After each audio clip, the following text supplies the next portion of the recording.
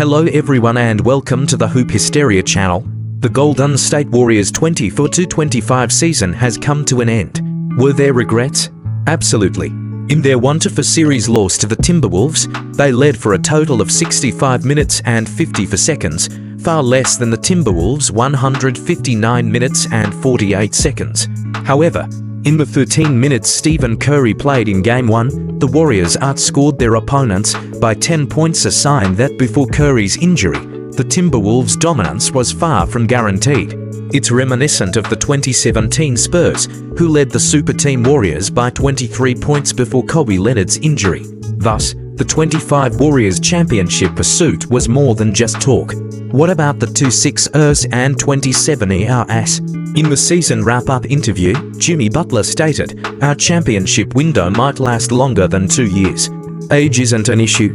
Reporter Shams Charania added that the Warriors will actively seek reinforcements in the market, rebuilding around the Big Three with a primary goal of finding a playmaking wing defender or center. Clearly, the Warriors recognize their roster's fatal flaws. But is Butler right? Will the next 2 years and beyond still be their championship window? Which players should they target this summer? Let's discuss the Warriors' much-needed off-season adjustments. First, let's briefly analyze their loss to the Timberwolves. Without Curry, the Warriors' motion offense collapsed completely, and surprising, given the system relies on Curry's historic shooting threat. Without him, the team's spacing drastically worsened, diminishing the effectiveness of Draymond Green, Gary Payton II, and others. This also explains why Jonathan Kuminga stood out. He doesn't rely heavily on the motion system. Some question why Butler didn't explode for 40 or 50 plus points to replicate his 2023 magic, but such expectations are unfair.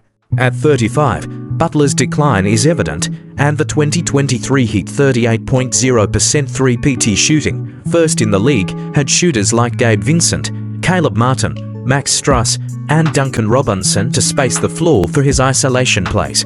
The 25 Warriors, however, weren't a three-point threat, a problem we highlighted during the regular season. Butler's role in the playoffs was as Curry's secondary playmaker, focused on revitalizing the team. In Game 3 against the Timberwolves, he attacked aggressively, scoring 33 points on 26 shots. Leading a second-quarter rally from a 10-point deficit to force clutch time, though at the cost of exhausted legs in the fourth quarter, leaving the Warriors reliant on Kuminga's late drives. In the series-clinching Game 5, Butler scored just 17 points but contributed 6 rebounds, 6 assists, and 3 steals, setting up 5 of the Warriors' 11 three-pointers. For a 35-year-old veteran in his first half-season with the team, his playoff stats leading the Warriors in minutes played, free throw attempts, and ranking second in points behind Curry, rebounds, assists, and steals behind Green, with minimal fouls, turnovers 5th lowest, speak to a commendable effort. Looking ahead, the Warriors' future hinges on their off-season moves. From the season-ending press conference, Curry remains optimistic, praising Butler's integration and vowing to use the off-season for recovery. On reinforcements, he stated, "I cherish every brother in my locker room," a diplomatic non-answer. Butler echoed this positivity, believing the Big Three's age is irrelevant and the team can compete for longer than 2 years. In short, both see the core framework as solid, prioritizing targeted rotational upgrades over blockbuster moves for stars like KD or Giannis. With Curry's contract expiring in summer 2027, the Warriors have 2 years to contend rather than tanking as he ages. First, let's outline the issues, then explore solutions. The Warriors' core roster problems: 1. Lack of size and rim protection. It's astounding that among all registered players, only Trayce Jackson-Davis is a true 7-footer, with Kevin Looney 6'9", 206 centimeters as the second tallest. As discussed in previous videos, Timberwolves' Julius Randle dominated the paint due to the Warriors' size mismatch. Statistically, the Warriors ranked 13th in playoff paint points 39.7 game and 14th in paint shooting 50.8%. Defensively, opponents took 28.7% of shots at the rim, 4th highest, and converted 65% of them essentially to makes every 3 attempts. While part of this stems from facing a rim-focused Rockets team in the first round, it still exposes the Warriors' weak interior defense and limited shot blocking from undersized bigs. Green, a historic defender, is 35 and can't consistently anchor the paint as in his prime. 2 inconsistent third scoring option. Curry and Butler provide a baseline, but their scoring declines with age.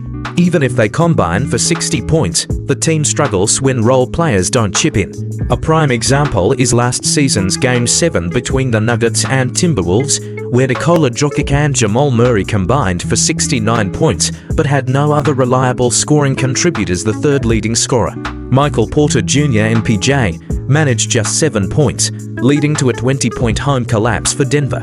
For the Warriors, players like Podziemski, Moses Moody, and Buddy Hield have exhibited wildly inconsistent form, failing to provide the reliable third scoring option Jordan Poole did in 2022. This issue underscores a deeper problem: the team's lack of consistent shooting. With Draymond Green and Jimmy Butler as non-shooting threats occupying significant minutes, key rotation players such as Gary Payton II, Kevin Looney, Jonathan Kuminga, and Trace Jackson-Davis TJD do not stretch the floor. Moody's regular season shooting promise vanished in high-stakes playoff games.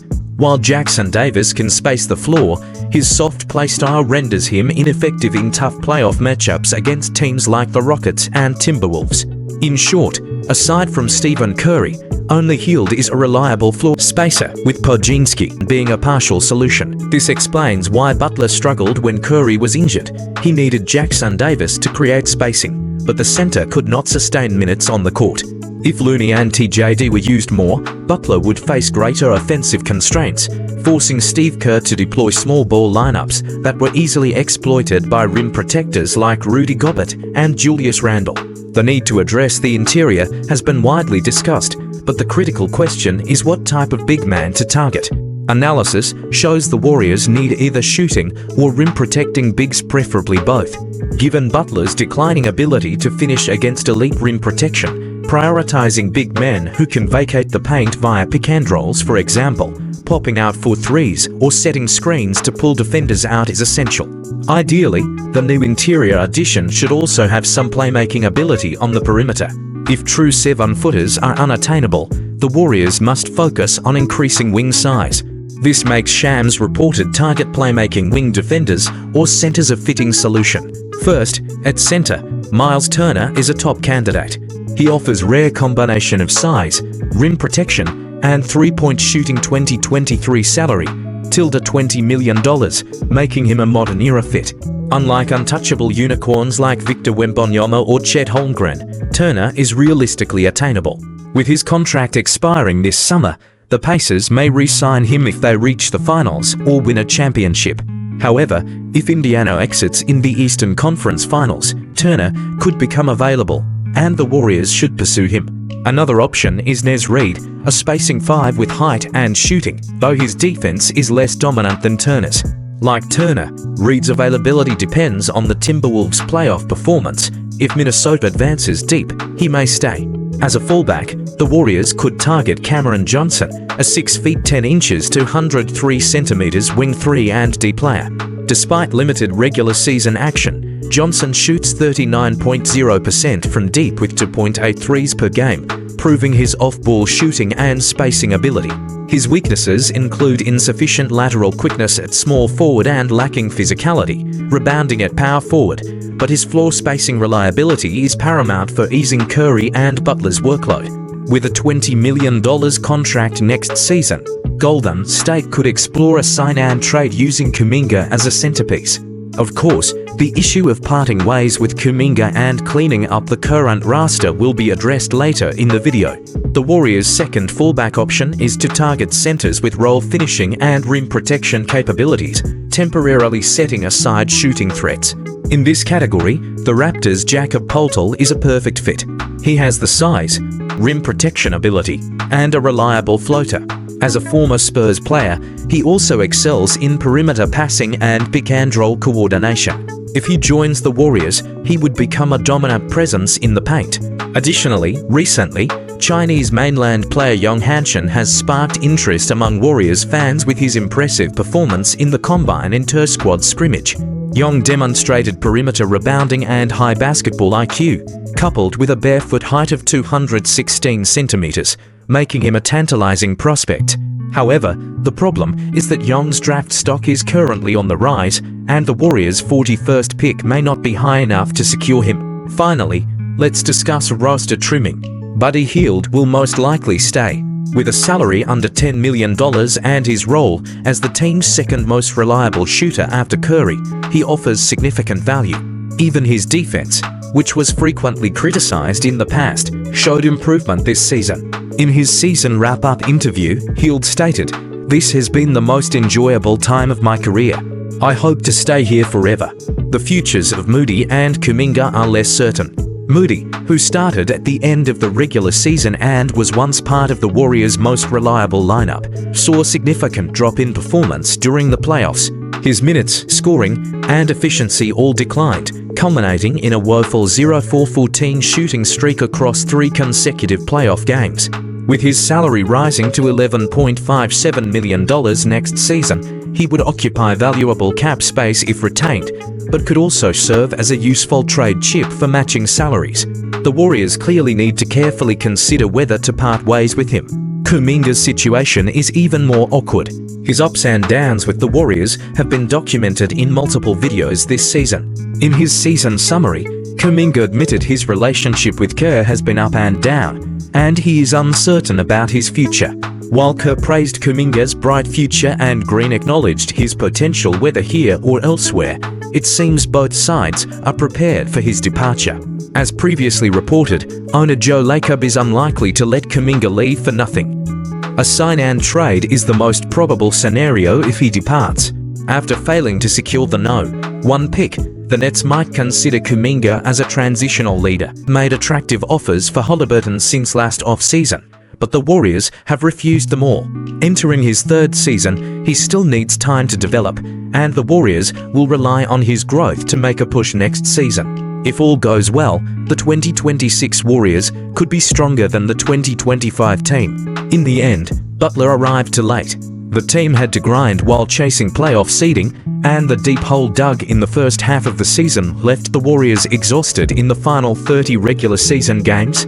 During the off-season, the Warriors can repair the roster and resolve lingering issues like Kuminga's status.